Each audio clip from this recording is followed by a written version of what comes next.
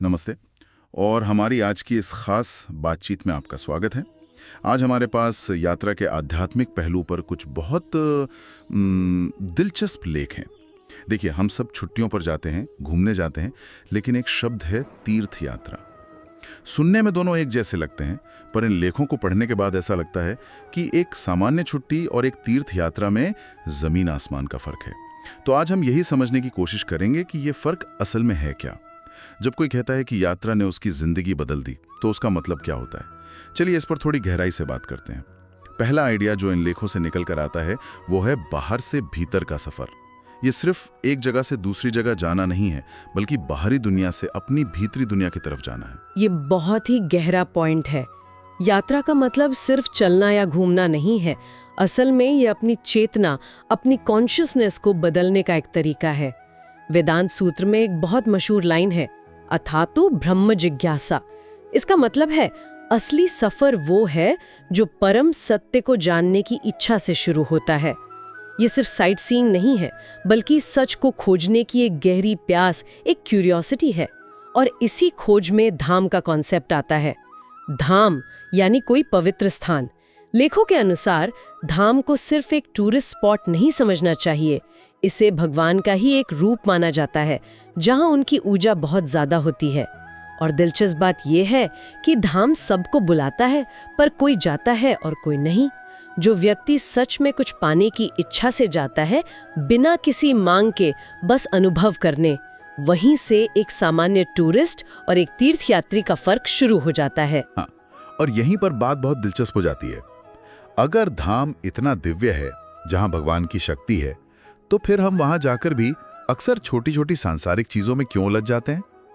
लेखकों में एक बहुत बड़ी चुनौती का जिक्र है, माया। वो कहते हैं कि चूंकि हम माया के चश्मे से दुनिया देखते हैं, इसलिए धाम में जाकर भी हमें अक्सर माया ही दिखती है, धाम का असली स्वरूप नहीं।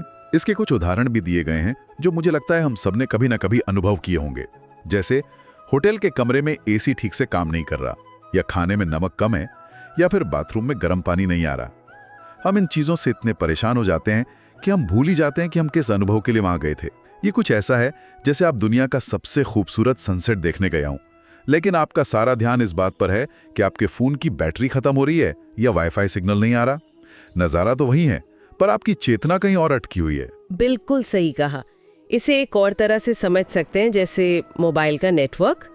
धाम भगवान की कृपा का कवरेज एरिया है, लेकिन अगर हमारा फोन यानी हमारी चेतना माया के फ्लाइट मोड पर है, तो हम उस नेटवर्क से कनेक्ट ही नहीं हो सकते।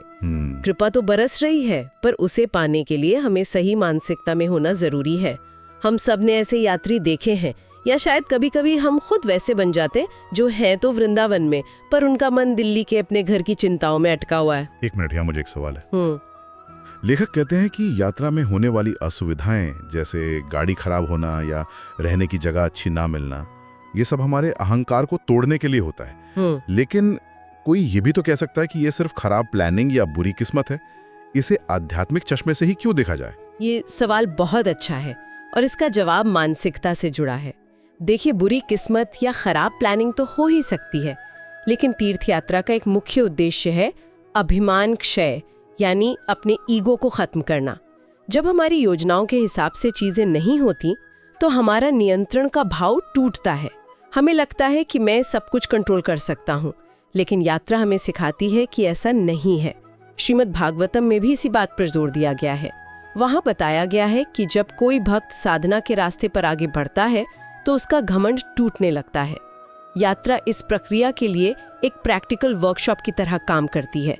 ये हमें ऐसी परिस्थितियों में डालती है जहां हमें झुकना पड़ता है, सहन करना पड़ता है, और यहीं से ईगो के टूटने की शुरुआत होती है।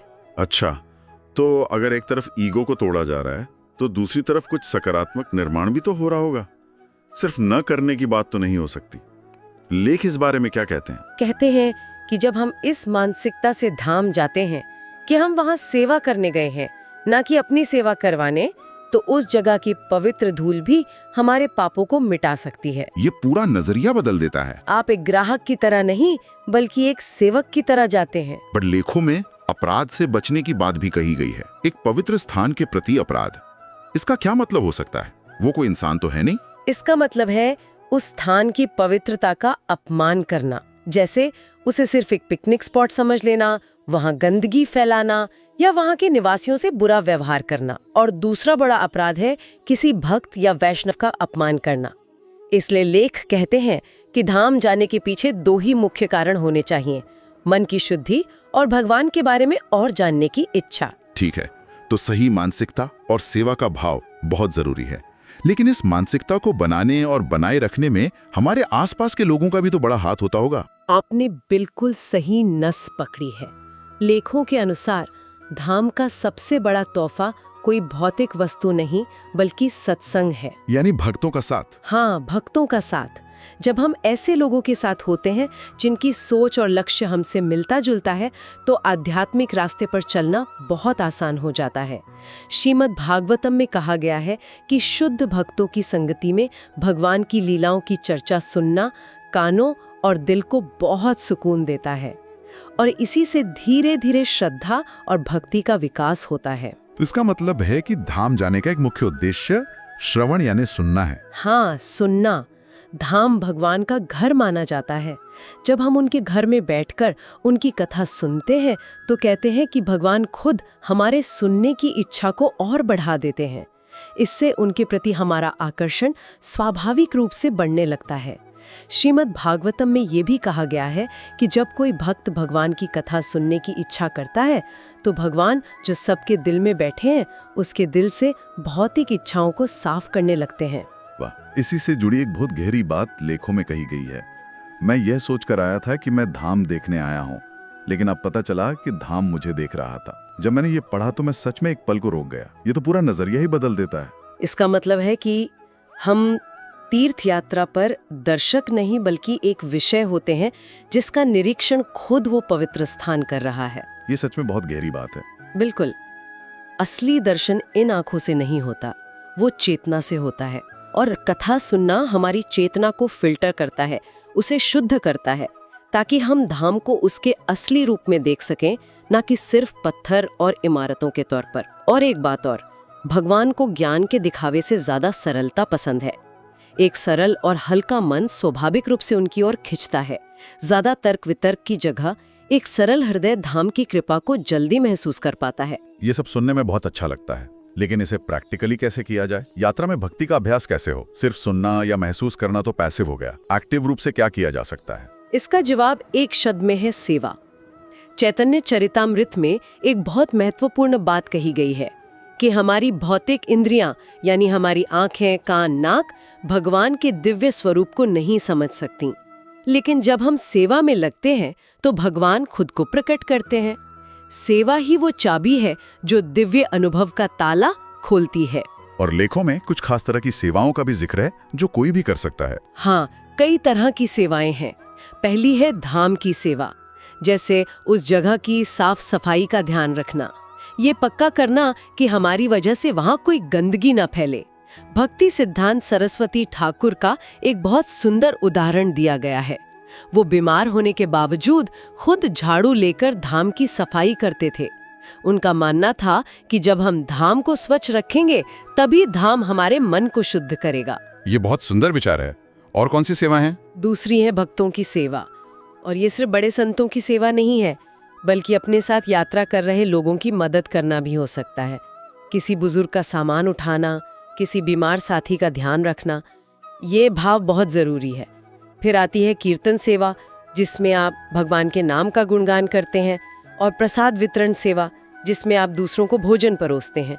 ये सभी सेवाएं हमें मैं और मेरा की सोच से बाहर निकालकर हम की भावना में लाती हैं।